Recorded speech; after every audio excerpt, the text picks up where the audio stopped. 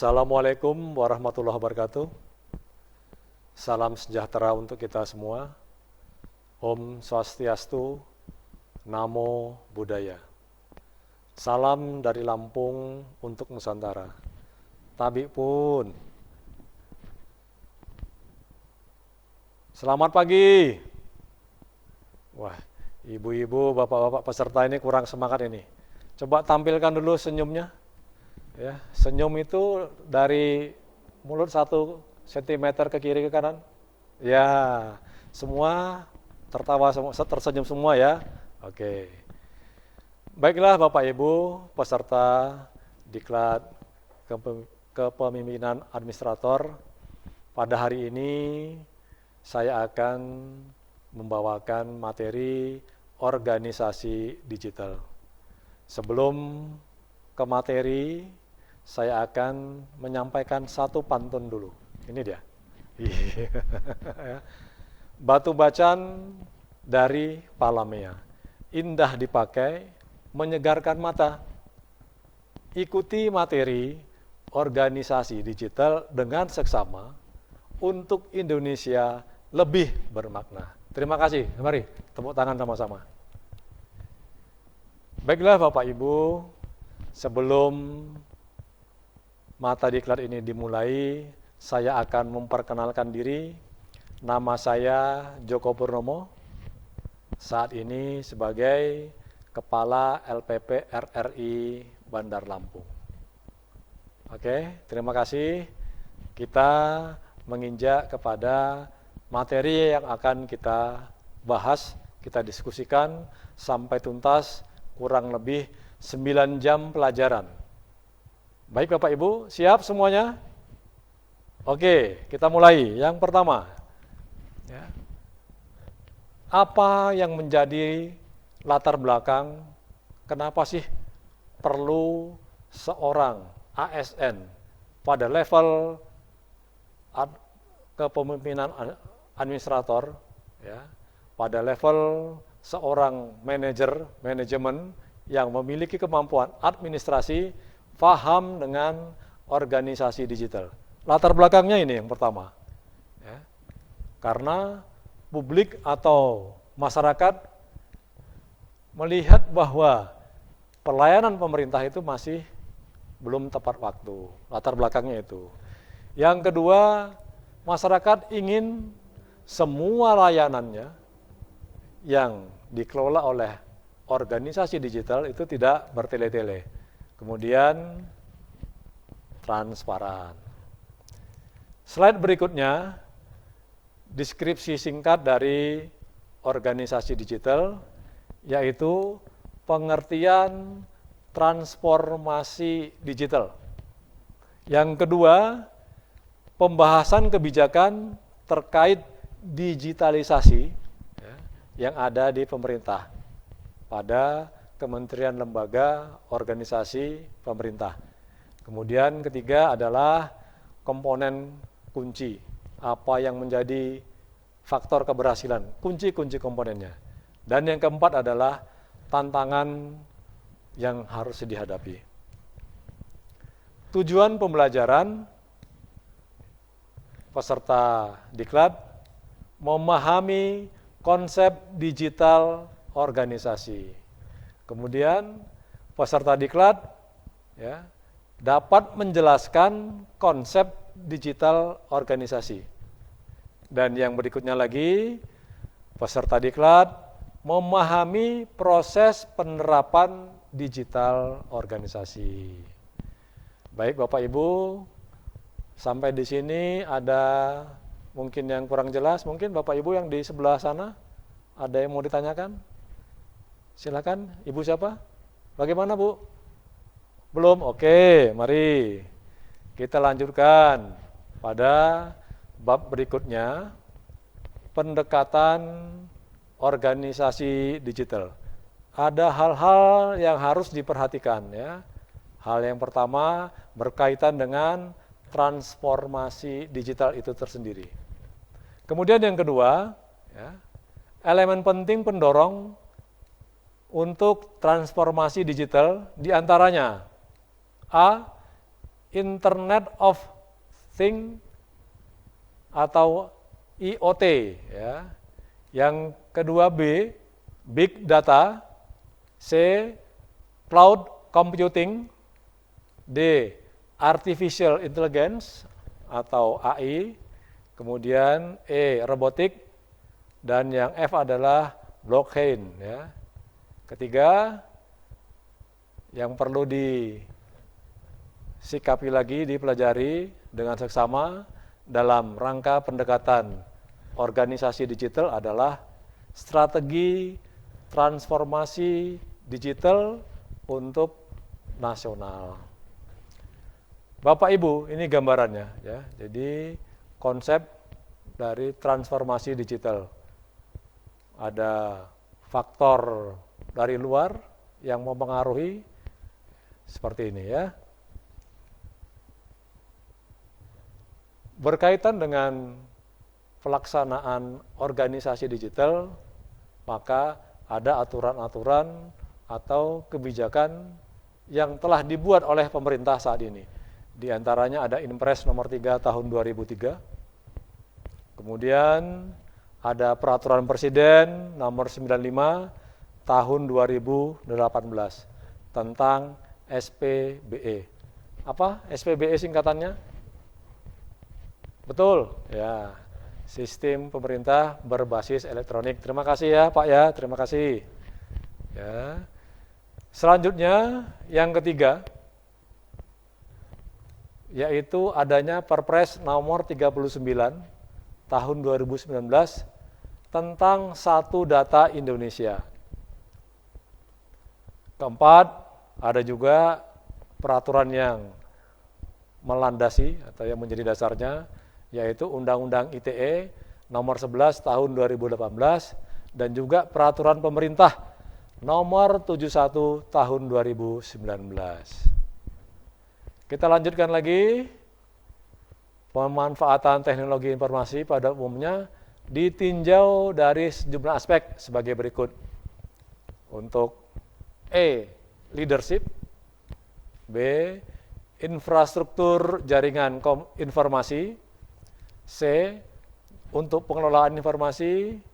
D, lingkungan bisnis, ya Pak. Dengar Pak yang belakang Pak ya. Oke. Kemudian masyarakat dan sumber daya manusia. Ini kerangka arsitektur dari struktur, yaitu pertama aksesnya, kemudian portal pelayanan publik. Ketiga, organisasi pengelolaan dan pengolahan informasi. Dan yang keempat adalah infrastruktur dan aplikasi dasar. Ini dia gambaran ruang lingkup pengaturan peraturan presiden.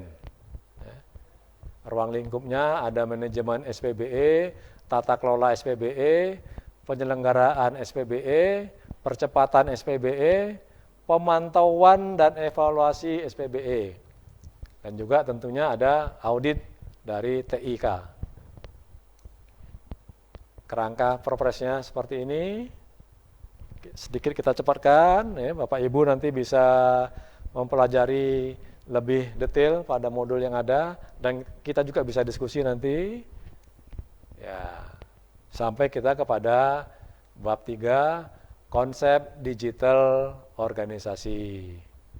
Baik Bapak Ibu, peserta diklat kepemimpinan administrator, ada hal-hal yang mau didiskusikan? Sambil mempersiapkan untuk materi berikutnya, silakan. Sudah belajar semua Bapak Ibu? Sudah membaca materi ini? Ya, sudah detail? Oke, ya. Kita lanjutkan. Konsep kunci digital organisasi. Yang pertama adalah perangkat kerasnya. Jadi hardware-nya harus tersedia. Yang berikutnya adalah perangkat lunak. Istilah di masyarakat namanya software. Kemudian ada tenaga ahlinya, bagaimana tata kelolanya, sistem pengamanannya, dan juga ada sertifikat kelaikan sistem elektronik, serta ada sistem pengawasan yang memungkinkan semua bisa dikontrol secara maksimal. Kemudian tantangan untuk pembangunan organisasi digital. Tantangannya ini dipengaruhi oleh kultur, budaya atau kebiasaan.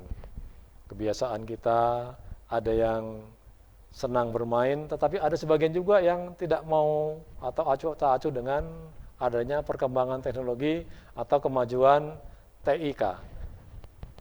Yang kedua tantangan adalah kebijakan yang saat ini ada belum terlalu detail, masih pada kebijakan hal-hal yang sifatnya secara global atau makro. Yang ketiga, sebagian, ya, tentunya sebagian ini yang diharapkan adalah pemerintah, ASN masih, ya, males, resisten. Ya. Kemudian yang keempat adalah minimnya berbagi dan kerjasama di antara para pengelola TIK. Dan yang kelima adalah terjadi kesenjangan dan termasuk juga jumlah SDM-nya terbatas, kualitasnya juga belum banyak. Ini yang menjadi tantangan untuk organisasi digital. Pada bab berikutnya, ya, hal yang perlu dilakukan untuk mencapai atau menuju atau mewujudkan organisasi digital. Yang pertama, menentukan tujuan akhir pembangunan digital organisasi atau organisasi digital. Tentukan dulu arah akhirnya. Kemudian membuat peta jalan, ya, atau mapnya, roadmapnya. Ketiga, menjalankan semua amanat kebijakan. Keempat, memperkecil kesenjangan kompetensi SDM di instansinya masing-masing. Di RRI juga kita harus memperkaya semua tim TIK dan juga saling berbagi ilmu, tidak dipakai sendiri tapi dibagikan juga kepada teman-teman yang lain. Yang kelima adalah komitmen pimpinan dalam menjalankan agenda digital. Yang keenam, meningkatkan kesadaran pentingnya berbagi data. Serta yang ketujuh, menyiapkan aturan main. B. Pembelajaran dalam penerapan organisasi digital. Kata kunci keberhasilan adalah integrasi atau berintegrasi menjadi satu kesatuan utuh. Ini kata kuncinya, harus terintegrasi. Penutup, ya, sebelum ditutup diskusinya lagi nanti, silakan tadi yang sudah memberikan respon, terima kasih Pak Alek, Pak Adi, Bu Ita, semua terima kasih semuanya. Ya, ini penutupnya. Jadi perkembangan teknologi informasi yang pesat untuk Indonesia saat ini diupayakan meningkatkan pelayanan pemerintah. Tuntutan ini tidak bisa diabaikan oleh pemerintah, di mana pemerintah harus bergerak menuju organisasi digital, yaitu organisasi yang berbasis teknologi informasi. Selain memanfaatkan teknologi informasi, banyak hal non-teknis yang harus dikerjakan dalam pembangunan organisasi digital, termasuk tantangan yang harus dihadapi. Lingkup pembenahan non-teknis lebih luas dibanding pembenahan teknis, apalagi menyangkut masalah perubahan cara kerja, perubahan perilaku. Tetapi apapun kendala dan tantangannya, diperlukan komitmen semua pihak agar organisasi digital dapat terwujud. Terima kasih Bapak Ibu atas perhatiannya, terima kasih atas diskusi-diskusinya. Silahkan nanti meskipun materi sudah selesai, Bapak Ibu tetap bisa berkomunikasi, diskusi melalui email yang sudah saya sampaikan tadi, atau juga setiap saat ketika kita bertemu, kita tetap berkomunikasi. Terima kasih. Wassalamualaikum warahmatullahi wabarakatuh. Suara RRI, suara bangsa, suara Indonesia. Sekali di udara, tetap di udara.